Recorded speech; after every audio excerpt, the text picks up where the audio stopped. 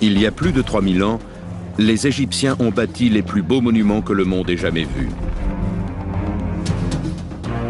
La Grande Pyramide, le plus grand édifice en pierre jamais bâti sur Terre, a été édifié avec une précision futuriste. Comment, à cette époque, a-t-on pu faire de telles innovations? La vallée des rois recèle plus de 60 tombes royales ornées de symboles monarchiques. Comment les pharaons atteignaient-ils l'au-delà? Le temple d'Hatchepsout, une merveille architecturale. Mais pourquoi le visage du pharaon a-t-il été effacé? Le Sphinx, creusé dans une seule et unique masse de roche, est devenu la plus grande statue taillée dans un site naturel. Quel secret dissimule son regard énigmatique? Les temples de Karnak, l'un des plus vastes sites archéologiques au monde, est devenu un champ de bataille architectural. Qu'est-ce qui a fait sa prospérité et qu'est-ce qui a causé sa ruine? Le temple de Ramsès II a été creusé à même la falaise, orné de statues gigantesques et pourvu de chambres de plus de 60 mètres de long. Comment a-t-il pu disparaître pendant plus de 1000 ans? Enfin, il y a le mont Sinaï, la plus grande merveille naturelle de l'Égypte. C'est là que Dieu, dit-on, s'est adressé à Moïse et a donné aux hommes les 10 commandements. Certaines de ces merveilles feront évoluer l'architecture, d'autres deviendront d'éternels sanctuaires. Depuis toujours, les 7 merveilles de l'ancienne Égypte nous inspirent et nous fascinent.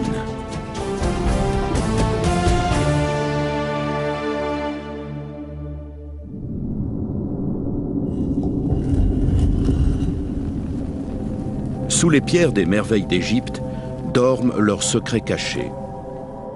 Pour les découvrir, il nous faut remonter des milliers d'années en arrière, retrouver d'anciennes dynasties qui ont régné jadis sur la plus grande civilisation du monde. À cette époque, le génie et l'invention ont posé la pierre angulaire des structures les plus révolutionnaires. Une époque de rivalité et d'intrigue, de complots et de ruses. Une époque où Dieu a choisi son prophète dans le palais même des souverains d'Égypte. Une époque où une reine devient pharaon. Une époque où les rois, d'un seul coup de marteau, détruisent le passé pour s'assurer la gloire. Une époque où les enjeux sont si grands que certains sont prêts à tout pour satisfaire leurs ambitions.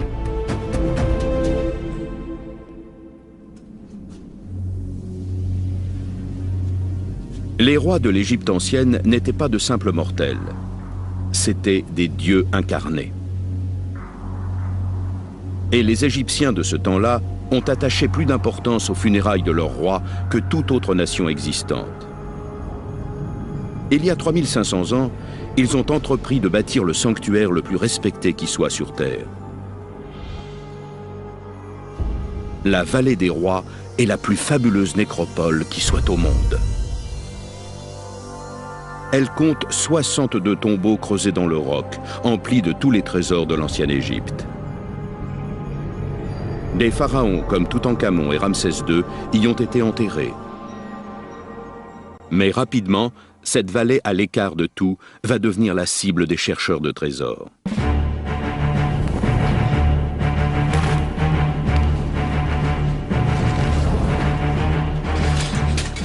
Les pilleurs de tombes et les vandales forceront leurs secrets souterrains.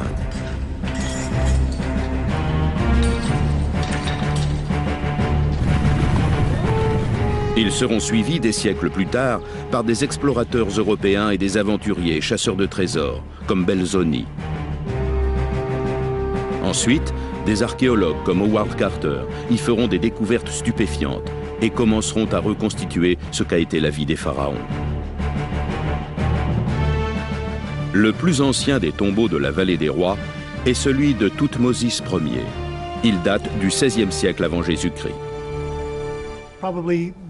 Il est probable que si on a choisi ce site, c'est à cause de cette faille qui facilitait l'excavation pour y placer le tombeau. Ces premiers rois cherchaient essentiellement à cacher leur tombeau. 5 siècles durant, les pharaons allaient suivre l'exemple de Thoutmôsis Ier et se feraient enterrer dans cette vallée. Ted Brock, qui a été chargé d'établir un plan en 3 dimensions de la vallée des rois, connaît les tombeaux un par un.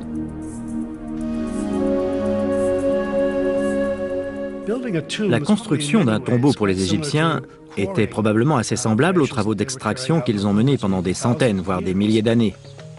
Il s'agissait en gros de creuser le roc, d'en extraire des blocs et de les enlever.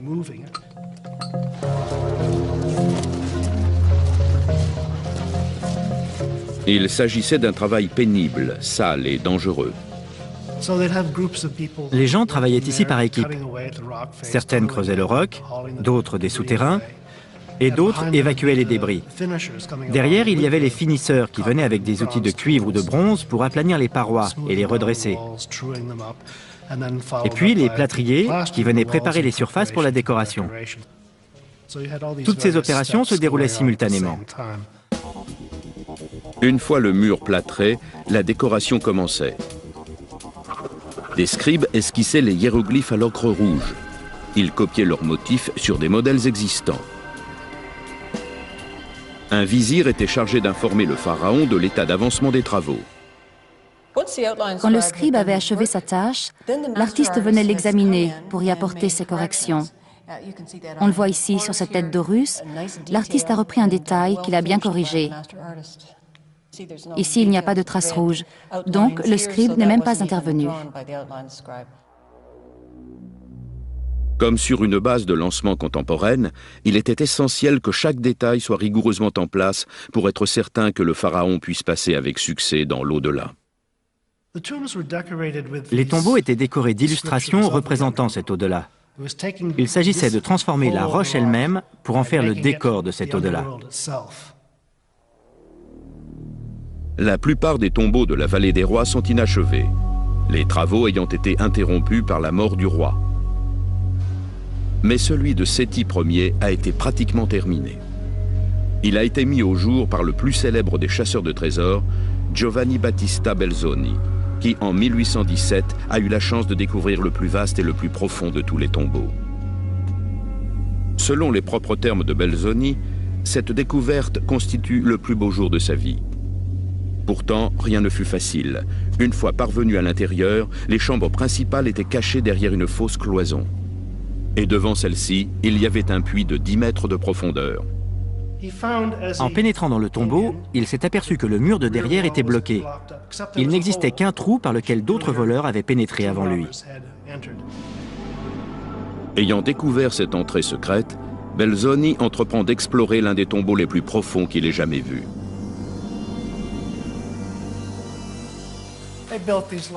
Dans ces tombeaux, ils aménageaient de vastes salles soutenues par des piliers taillés à même la roche. Et plus loin, il y a encore d'autres salles, avec suffisamment de surface de mur pour pouvoir les décorer. Le corps du pharaon était momifié pour qu'il soit préservé à jamais. Il était enfermé dans plusieurs cercueils avant d'être placé dans un sarcophage. Ce sarcophage pouvait peser jusqu'à 10 tonnes. C'est dans la plus profonde de toutes les chambres, à plus de 100 mètres au-dessous de la roche, que le pharaon reposait. Voici la chambre mortuaire de Séti Ier. Il s'agit en fait d'un sarcophage géant, avec un couvercle qui représente le ciel étoilé. Sur les murs, les décorations illustrent le voyage du dieu soleil dans l'au-delà. Au bout de chacun des murs, on trouve la déesse protectrice, la même que sur le sarcophage. C'est ici que le pharaon repose, scellé en l'état et entouré de ses biens les plus précieux.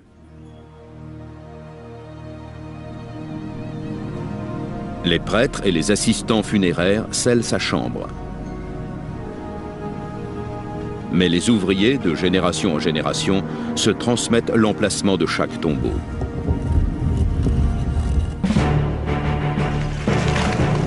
Si bien que les voleurs le connaissent rapidement eux aussi. On apposera un sceau royal sur la poignée de la porte, ce qui ne découragera pas les voleurs. Si le gouvernement central manquait d'autorité, si les gens ne recevaient pas leur paye et leur ration quotidienne, la tentation était forte d'aller piller les tombes. À la fin du Premier Empire, les tombeaux sont abandonnés. La plupart sont dépouillés de leurs trésors. Certains deviennent des sanctuaires, d'autres sont ensevelis. Il est possible que certains ne soient toujours pas découverts. Mais cet empire nous a légué bien d'autres merveilles que ces tombeaux. La volonté de grandeur a poussé certains pharaons à immortaliser leur gloire en faisant édifier de vastes temples. Le plus splendide a été bâti par Hatshepsut. Comme beaucoup d'autres pharaons, Hatshepsut voulait laisser le souvenir d'un grand chef et d'un grand guerrier.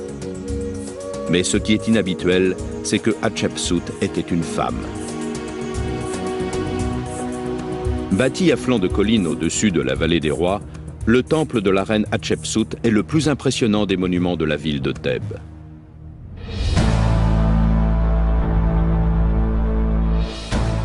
Le temple futuriste d'Hatshepsut est à plus d'un égard révolutionnaire. C'est un édifice qui convient parfaitement à l'un des pharaons les plus novateurs qui ait jamais existé. Pourtant, à l'inverse de Cléopâtre ou de Néfertiti, on sait peu de choses de son remarquable parcours. Elle menait bel et bien ses armées à la bataille, et c'est une chose que les premiers historiens ne pouvaient se résoudre à admettre. Quand elle commandait, les Égyptiens baissaient la tête et obtempéraient. Hatshepsut est la fille aînée de Thoutmosis Ier. À la mort de son mari et demi-frère Thoutmosis II, son jeune neveu Thoutmosis III devient pharaon. Craignant qu'il ne soit pas à la hauteur, Hatshepsut se nomme elle-même régente, et plus tard épouse son neveu et devient reine. Il n'y a aucun doute, cette façon de prendre le pouvoir n'était pas conforme à la Constitution. Mais Hatshepsut n'a pas fait ce que d'autres femmes ambitieuses auraient fait, se débarrasser de Thoutmosis III. Il restera toujours à ses côtés, mais c'est elle qui commandera. Hatshepsut entreprend d'achever ce que son mari Thoutmosis II a commencé. Un splendide temple mortuaire. Sous ses ordres, il faudra 15 ans pour que l'édifice devienne la plus spectaculaire œuvre architecturale de sa dynastie. Hatshepsut choisit comme architecte un certain Senenmut. D'origine modeste, Senenmut a grimpé tous les échelons pour devenir l'homme de confiance d'Hatshepsut.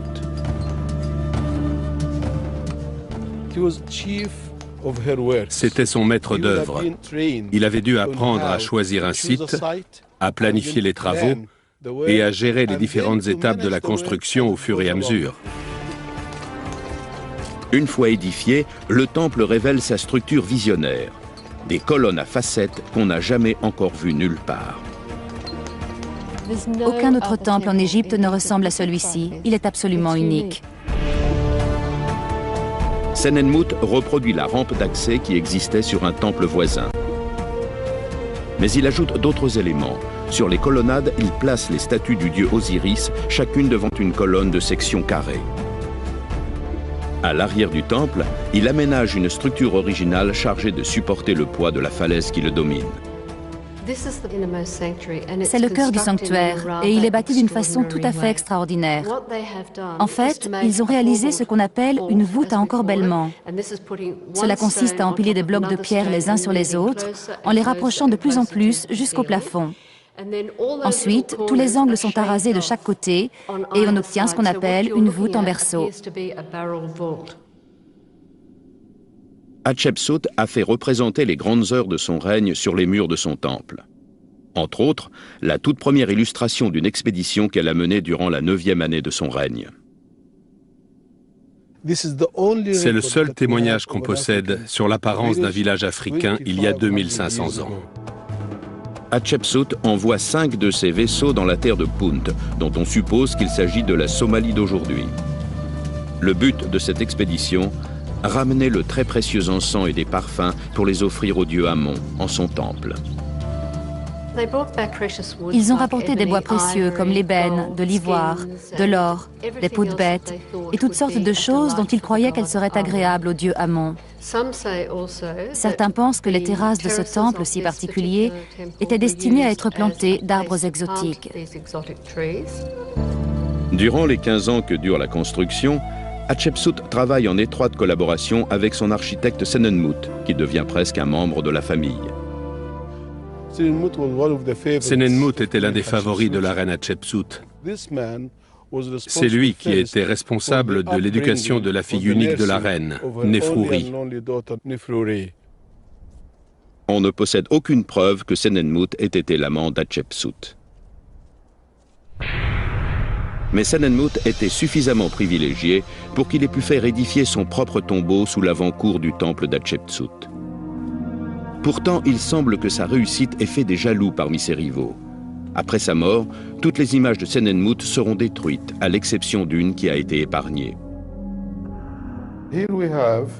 Voici un très rare dessin au trait du célèbre Senenmut.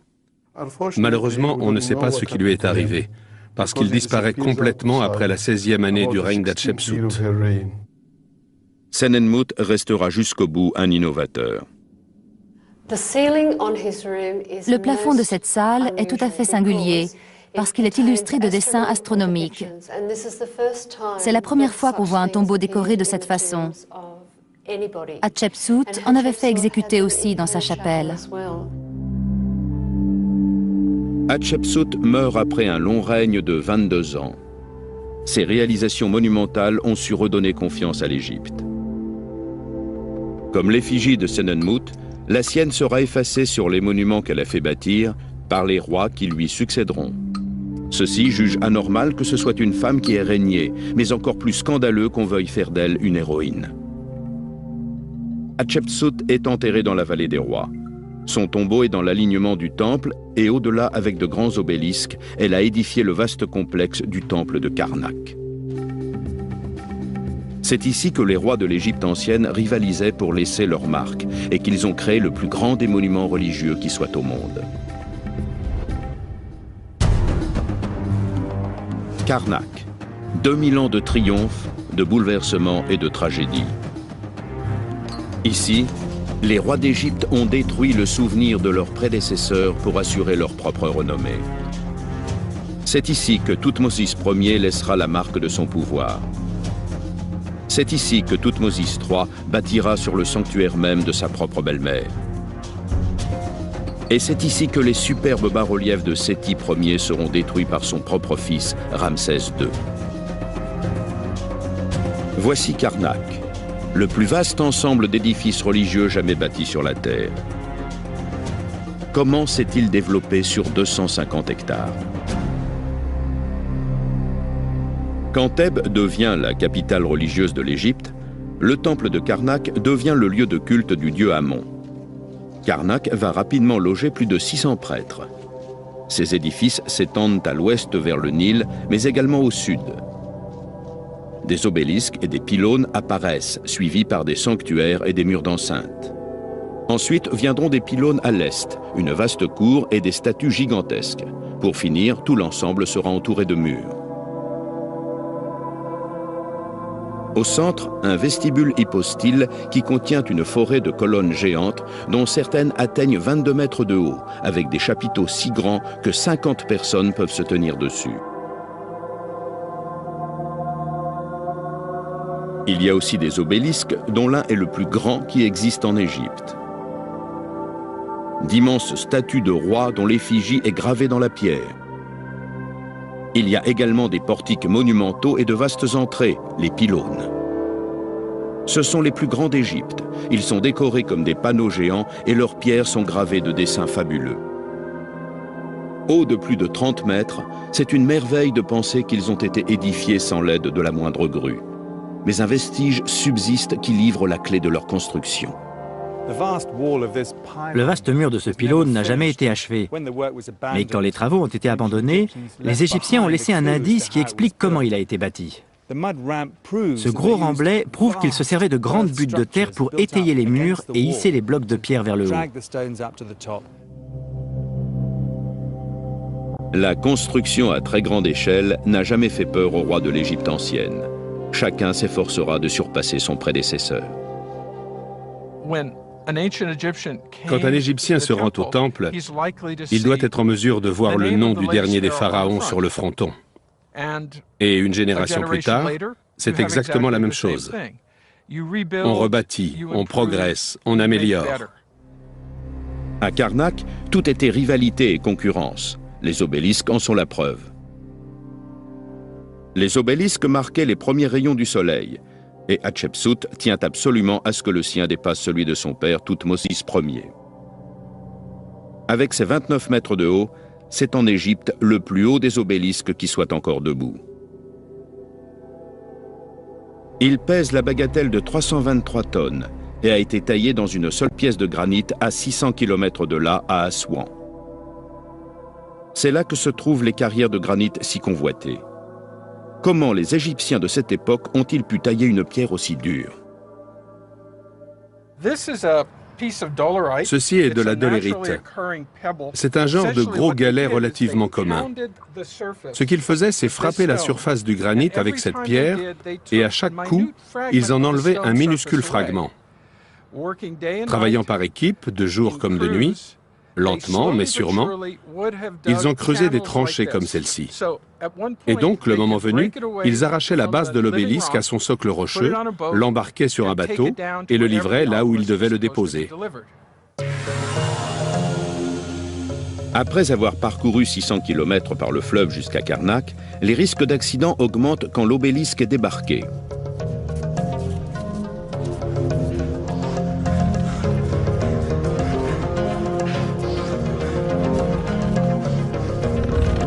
Trop de pression au milieu et le gigantesque bloc peut se briser sous son propre poids.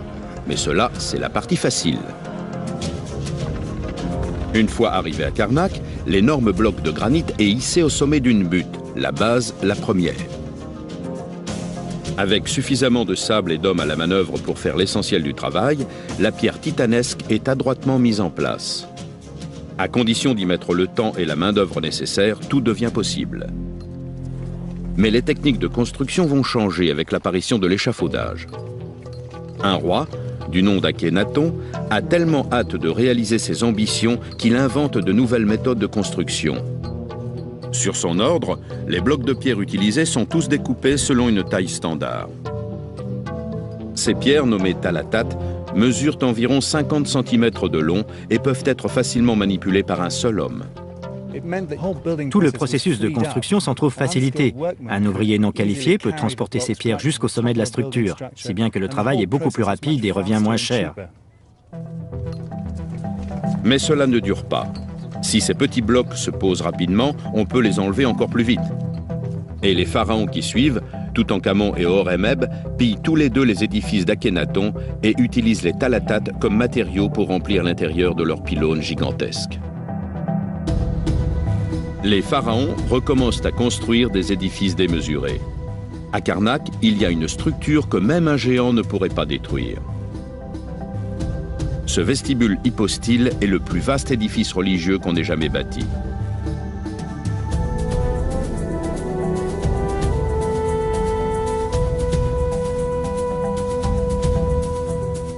Il a été commencé par le pharaon Horemheb, continué par Séti Ier et achevé par son fils Ramsès II, aux alentours de 1220 avant Jésus-Christ. C'est une forêt de colonnes de plus de 20 mètres de haut. Comment a-t-elle été édifiée? Les temples de l'ancienne Égypte ont été bâtis en utilisant des énormes colonnes comme celle-ci et des architraves qui les relient les unes aux autres, ce qui posait un gros problème, parce que les architraves devaient non seulement supporter leur propre poids, mais aussi celui de l'immense toit en pierre qui s'appuyait dessus. Chose extraordinaire, les techniques de construction vont bientôt résoudre ce problème. On croit toujours que ce sont les Romains qui ont inventé l'arche, mais les Égyptiens l'avaient inventée plus de 1000 ans avant eux. Pourtant, sans clé de voûte, les arches égyptiennes doivent trouver un appui arrière pour se soutenir l'une l'autre. On ne les emploie que pour des bâtiments utilitaires comme ces entrepôts voûtés en pisé qui datent de plus de 3000 ans. Sans se démonter, les Égyptiens font porter tout le poids sur de gigantesques colonnes. Les colonnes deviennent si énormes que leurs bases sont fabriquées à partir de pierres comme celle-ci, qui sont assemblées avec un joint médian parfait. On laisse les bases telles quelles et le fût de la colonne sera bâti au-dessus. On fait des remblais de terre tout autour jusqu'à atteindre 21 mètres de haut. Pour combler le vide entre chaque chapiteau, on se sert d'une énorme architrave, un bloc de grès d'une dizaine de mètres de long. Ces blocs pèsent jusqu'à 80 tonnes et doivent être hissés sur le site. Une fois les architraves placés sur les colonnes grossièrement finies, c'est au tour des tailleurs de pierre de créer de superbes colonnes sculptées de haut en bas. Au cas où une erreur se produit, les plâtriers sont là pour boucher les fissures. Plus tard, ces bas-reliefs seront peints avec un grand soin. Au fur et à mesure que les corps de métier progressent vers le bas, on évacue les remblais de terre. Ramsès II achève le vestibule en lui donnant des lignes épurées et en lui ajoutant des mascarons de plâtre, changeant la décoration pour qu'elle soit à son effigie. Il réécrit l'histoire. Il entreprend de couvrir l'Égypte de monuments à sa propre gloire. Le plus célèbre d'entre tous, c'est son temple, à Abou Simbel.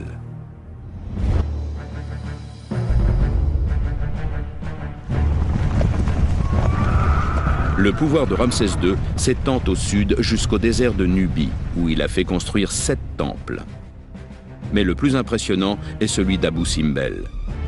Bâti pour promouvoir l'ultime puissance de Ramsès II, il deviendra le plus beau des temples taillés dans la roche qui soit au monde. Des équipes de tailleurs de pierre se mettent à l'ouvrage. Il s'agit de transformer la paroi de la falaise en 2 paires de gigantesques statues du pharaon. Taillées dans la masse, elles doivent faire 21 mètres de haut. Pourquoi Ramsès II a-t-il choisi ce désert si loin de tout pour y faire bâtir son temple? Il a choisi cet endroit parce que la roche s'y prêtait, parce que le lieu était près du Nil, et pour que tous les voyageurs venus du sud soient frappés par la majestueuse grandeur de l'Égypte. La Nubie est d'une importance capitale à cause de ses ressources minières et de ses négociants venus du sud. Située loin de Thèbes, la zone échappe au pouvoir des prêtres de Karnak. C'est bien qu'ici, Ramsès II a moins à se soucier d'honorer les dieux établis et peut faire porter tous ses efforts sur la promotion de sa propre image. Ce temple a été bâti à l'écart de tout pour pouvoir y célébrer la personne du roi sans empiéter sur le territoire du dieu Amon. Certes, on peut le voir comme la manifestation d'un ego démesuré, mais Ramsès II prend bien soin de bâtir dans un lieu relativement sûr. À l'intérieur, Ramsès fait bâtir un vestibule hypostyle taillé dans la roche naturelle. Les Égyptiens connaissaient cette technique depuis plus d'1 millier d'années, 1500 ans exactement, avant la construction de ce temple. Ramsès II ne fait que reprendre cette technique, mais il l'applique à une échelle absolument gigantesque.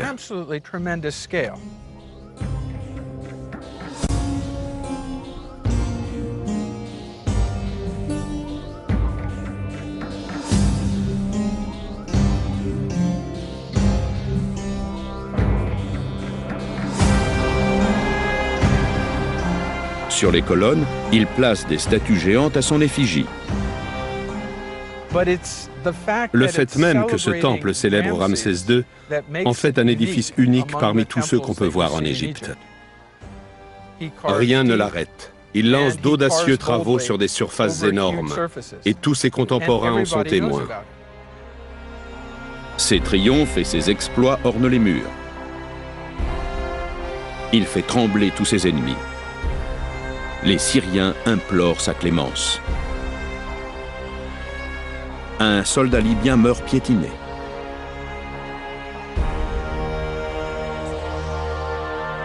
Au plus profond du sanctuaire, Ramsès II se fait représenter entre les dieux à la place centrale, à côté d'Amon-Ra.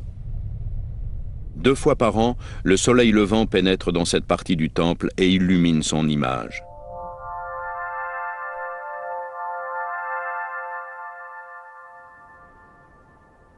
Les immenses statues placées à l'extérieur sont destinées à être vues à des kilomètres à la ronde et pour l'éternité. Pourtant, elles vont disparaître pendant 2000 ans, jusqu'à l'arrivée de Belzoni, le chasseur de trésors.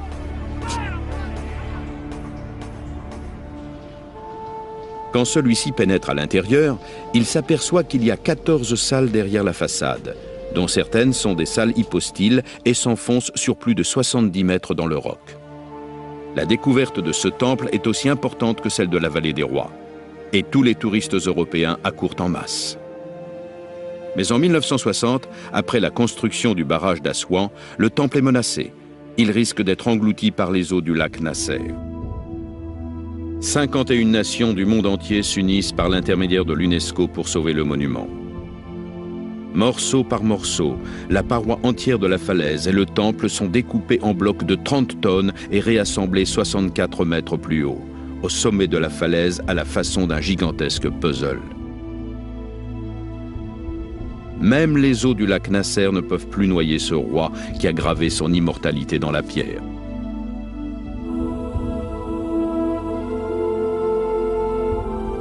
Il y a des merveilles qui n'ont pas été bâties par l'homme. Ce sont des sanctuaires naturels et des hauts lieux de la spiritualité.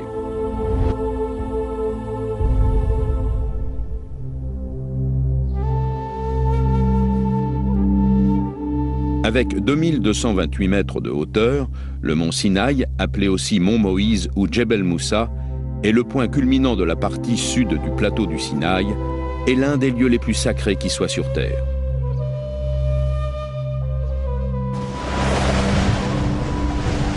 Selon la Bible, c'est ici que Moïse, dans les éléments déchaînés, a fait l'ascension de la montagne. Ici, dit-on, les cieux se sont entr'ouverts lorsque Dieu a donné à Moïse les 10 commandements rédigés sur des tables de pierre.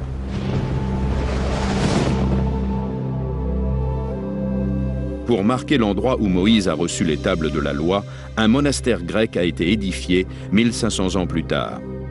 Un monastère dédié à Sainte Catherine, vierge et martyre. Le monastère est connu aujourd'hui sous le nom de monastère Sainte Catherine. Sainte Catherine est née à Alexandrie à la fin du IIIe siècle. Elle était renommée pour sa sagesse, son intelligence, sa beauté et sa richesse. Ce monastère est le plus ancien qui soit sur Terre. C'est un lieu de pèlerinage depuis plus de 15 siècles. Les chrétiens se sont réfugiés ici pour fuir les persécutions. En l'an 530 après Jésus-Christ, l'empereur Justinien donne l'ordre de construire une vaste place fortifiée pour marquer et défendre un site d'ores et déjà considéré comme sacré. De hauts remparts protègent un secteur de la taille d'un quartier urbain. Comme dans une forteresse, il n'y a pas de porte d'entrée. Encore récemment, il y avait un treuil qui hissait les visiteurs par-dessus la muraille. Une fois à l'intérieur, on découvre une ville miniature intacte qui date d'un autre âge, qui abonde en chapelles anciennes et en petits jardins. Le monastère est l'un des plus magnifiques édifices de l'architecture byzantine et recèle des trésors d'art religieux et de très précieux manuscrits. Selon les Écritures, c'est ici que la vie de Moïse a été transformée quand il a eu la vision miraculeuse du buisson ardent. Une espèce de buisson, proche du framboisier, le Rubus santus, est toujours cultivé par les moines. Le monastère s'est d'abord appelé monastère du buisson ardent, parce que c'est ici que Dieu est apparu à Moïse, sous la forme d'un buisson qui brûlait sans se consumer. C'est là que Moïse a rassemblé les enfants d'Israël et qu'il a reçu les 10 commandements. Mais c'est aussi là que Dieu lui a dicté sa loi. L'histoire de Moïse commence dans l'Égypte du Nouvel Empire. Cet orphelin hébreu a été élevé dans la maison royale égyptienne. À cette époque, les Hébreux sont esclaves en Égypte. Mais devenu adulte, Moïse est obligé de fuir le palais. Révolté par la cruauté avec laquelle on traite ses coreligionnaires, il tue un garde. Il est contraint de prendre la fuite. Pendant 40 ans, il erre dans l'immense étendue du désert du Sinaï.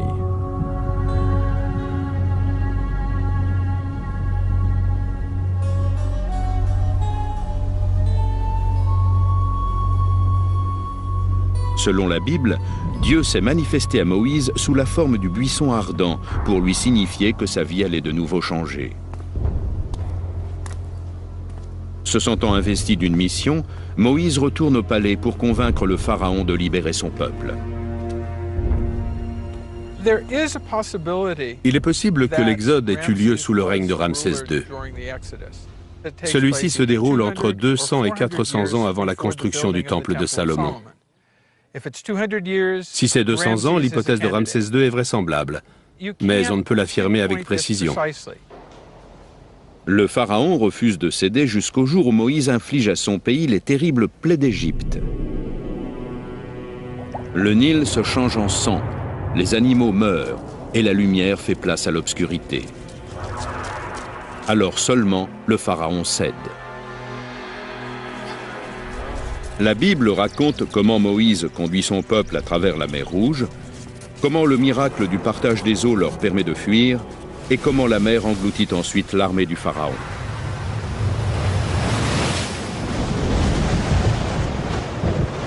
Après avoir passé des années dans le désert avec ses disciples, Moïse retourne au mont Sinaï, là où Dieu a éprouvé sa foi.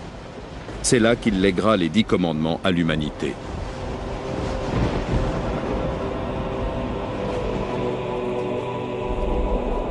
En souvenir de Moïse, les moines ont bâti les 4000 marches de repentance qui mènent les pèlerins au sommet de la montagne. Quand la température descend, un bon millier de touristes font chaque nuit l'ascension du mont Sinaï, considéré comme l'un des lieux les plus sacrés au monde. Les pèlerins qui se rendent dans ce monastère de nos jours suivent les pas de ceux qui sont venus ici depuis 17 siècles. C'est rassurant de constater que les gens arrivent ici en touristes et qu'ils sont subjugués par l'héritage spirituel qui imprègne ce lieu. Ils débarquent en touristes et ils nous quittent en pèlerins. On pense que c'est en ce lieu que Moïse a montré à son peuple le chemin qui mène à la terre promise.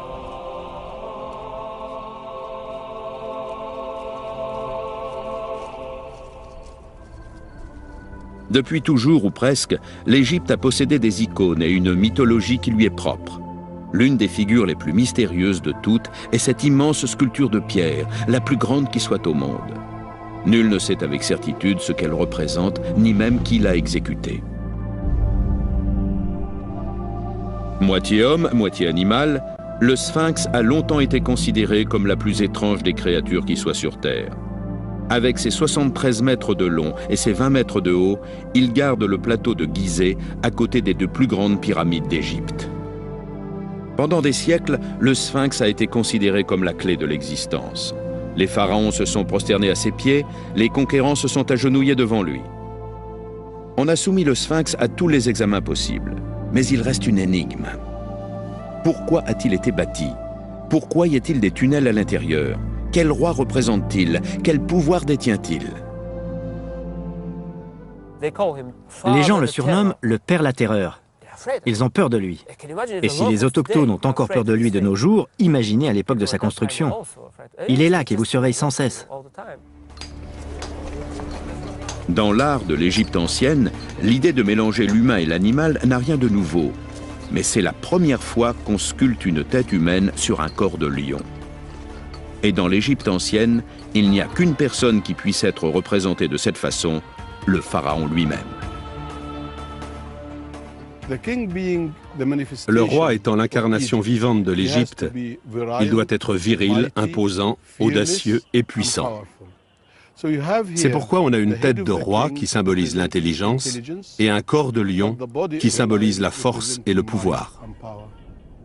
Le Sphinx se trouve dans une vaste carrière en forme de U, devant la grande pyramide bâtie par Khéops et la seconde pyramide construite par son fils Képhren. On suppose qu'il représente l'un des 2 rois, mais pourquoi avoir placé une sculpture devant un ensemble de pyramides? En fait, il a été taillé dans le roc. Cette énorme masse rocheuse se trouvait là. Ils ont donc décidé d'en faire quelque chose. Et c'est ainsi qu'ils en ont tiré cette énorme statue qui incarne le roi et qui en même temps serait le symbole du dieu du soleil, le dieu Ra. Mais si le Sphinx incarne le pouvoir du roi, pourquoi sa tête est-elle si petite par rapport à son corps?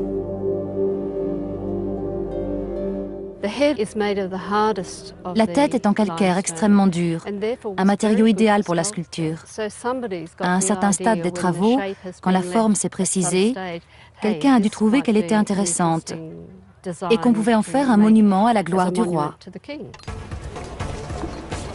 Mais au fur et à mesure que les tailleurs de pierre creusent, ils tombent sur une couche géologique beaucoup plus friable et rencontrent une fissure. Ce matériau médiocre a peut-être contraint les bâtisseurs à allonger le corps. Et ils ont dû encastrer tout l'ensemble dans une armature de pierre calcaire. Mais peu de temps après son achèvement complet, l'ensemble du monument sera enfoui sous les sables pendant plus de 1000 ans.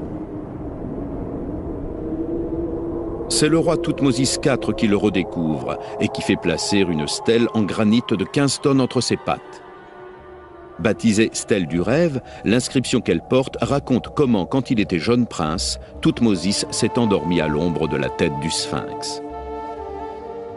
Si l'on en croit ce qui est inscrit sur la stèle, le sphinx serait venu à lui et lui aurait dit « Mon fils, comment peux-tu tolérer ce qui m'est arrivé ? Débarrasse-moi de ce sable et tu seras roi d'Égypte. » Si l'on s'en réfère à la stèle, Thoutmôsis IV a désensablé le sphinx et, miracle, Thoutmôsis est devenu roi. Mais bientôt, le sable du désert ensevelira à nouveau le monument jusqu'à ce que les bâtisseurs de tombes parviennent sur ce plateau. Tout d'abord, il faut vous imaginer comment c'était quand le sphinx était entièrement recouvert de sable et quand seule sa tête émergeait. D'ailleurs, les Grecs croyaient que le sphinx était une statue debout dont ils ne voyaient que la tête. Ils n'imaginaient pas qu'il puisse y avoir un corps allongé derrière. Et parce que ce corps était caché, des bâtisseurs de tombes et des chasseurs de trésors ont creusé sans le savoir dans le corps du sphinx. De tout temps, les gens ont été curieux. On peut le constater, à toutes les époques, on a essayé d'explorer les dessous du sphinx. Aujourd'hui, il est interdit de creuser des passages. Mais il y a quelques centaines d'années, rien n'était défendu. On pouvait faire tout ce qu'on voulait ici. Il y régnait une activité qu'on ne peut pas soupçonner. Ceci explique les tunnels. Mais il reste une énigme. Quel roi se cache sous les traits du sphinx ? Quand on est en face du sphinx, on réalise qu'il est aligné sur la pyramide de Képhren et qu'il est très proche du temple de Khafré et de la chaussée. Il est donc vraisemblable qu'il ait appartenu au même roi. Mais certains égyptologues sont d'un autre avis.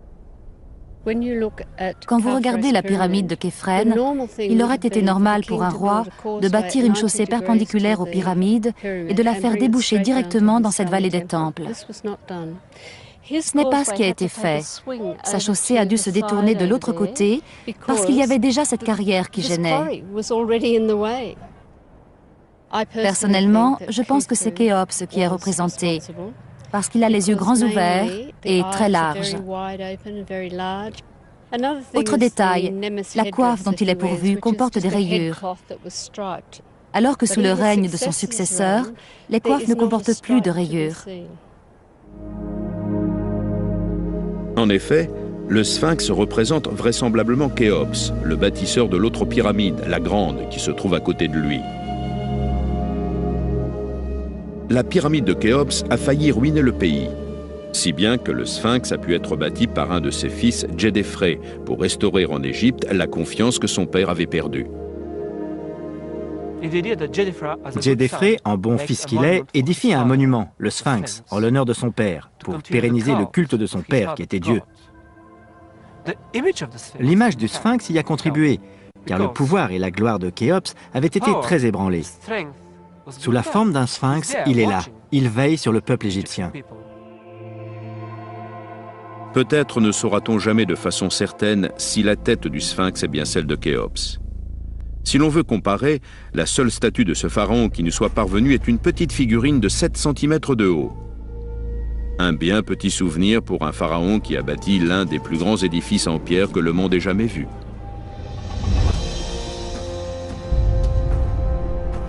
La grande pyramide de Gizeh arrive au premier rang des 7 merveilles d'Égypte. C'est la merveille du monde la plus ancienne. Elle résiste depuis 4500 ans. C'est le plus grand tombeau jamais construit et la pyramide demeure encore aujourd'hui le plus grand des édifices en pierre. Elle a été bâtie par le pharaon Khéops en 2560 avant Jésus-Christ. Et depuis lors jusqu'à nos jours, la grande pyramide est restée une véritable icône architecturale. L'idée de pyramide est une idée très simple. Les anciens Égyptiens croyaient à la vie éternelle. Quand on cessait de vivre, on passait dans la vie éternelle.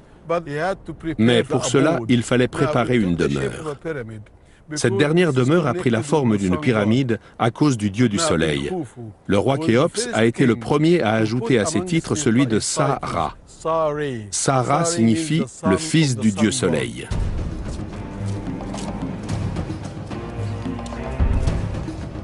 Le pharaon Khéops a grandi parmi les pyramides. Son père a été un bâtisseur à grande échelle.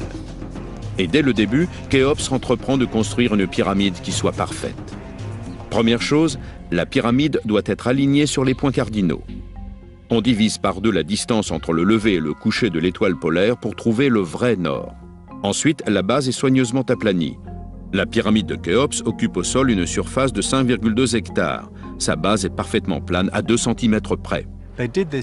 Ils creusaient un réseau rectangulaire de canaux dans la roche qu'ils remplissaient ensuite d'eau. Tout ce qui dépassait du niveau de l'eau devait être arasé et on obtenait une surface plane. Une fois la base bien délimitée et bien plane, la construction peut commencer. C'est ici qu'ils taillaient les pierres nécessaires pour bâtir la pyramide. Pour les déplacer, ils les hissaient le long d'une grande rampe jusqu'à la pyramide proprement dite.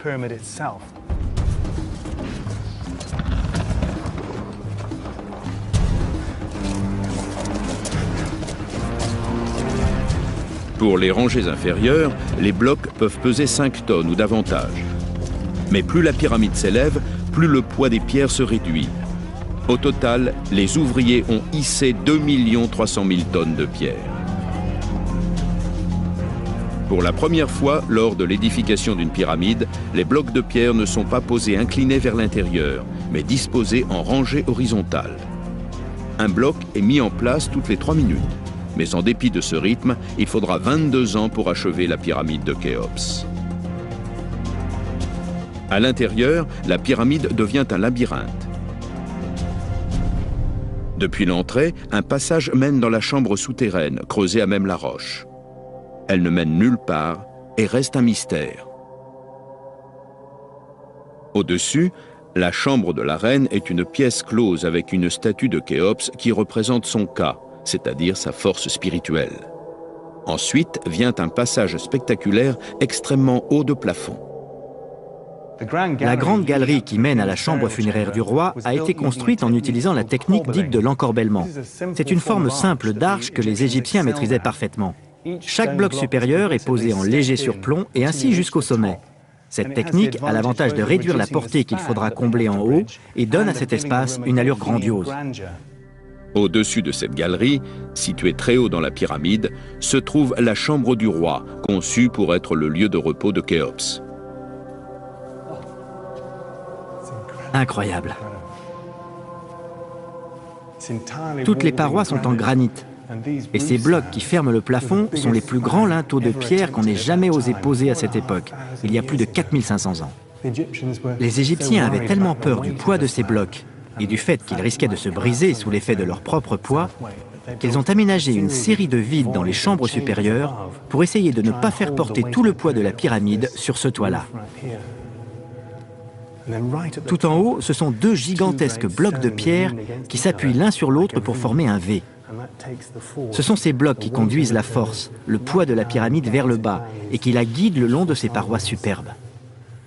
C'est l'espace le plus fantastique que j'ai jamais vu. Dans les chambres destinées au repos, il y a encore des graffitis exécutés par les ouvriers. L'un d'eux mentionne le nom de Khéops.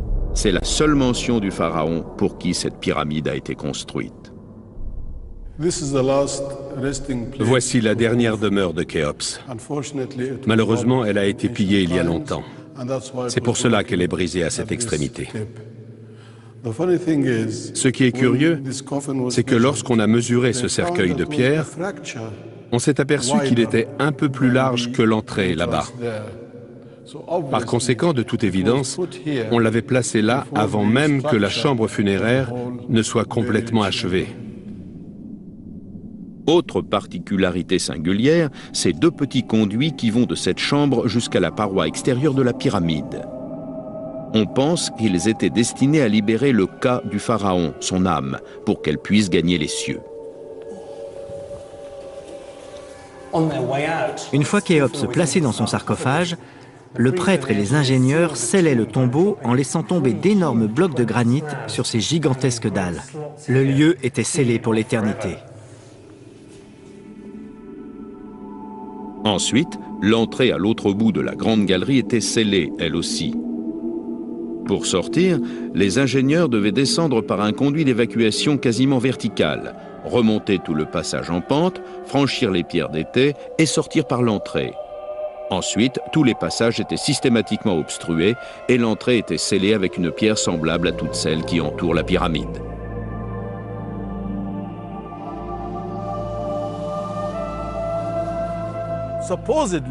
En principe, personne ne pouvait savoir comment entrer. Et à supposer que certains y soient parvenus, ils se seraient trouvés devant des tonnes de pierres qui bloquaient les couloirs d'accès. Toutes les précautions avaient été prises. Mais vous savez quoi? Pour finir, la pyramide a été pillée. Comment a-t-on fait? Dieu seul le sait. Ces 7 merveilles du monde se dressent toutes à l'intérieur du premier empire qui ait existé. Et elles ont inspiré toutes les civilisations futures. Qu'il s'agisse d'un site naturel ou d'édifices bâtis par la main des hommes, les 7 merveilles de l'ancienne Égypte resteront des prodiges pour toute l'éternité.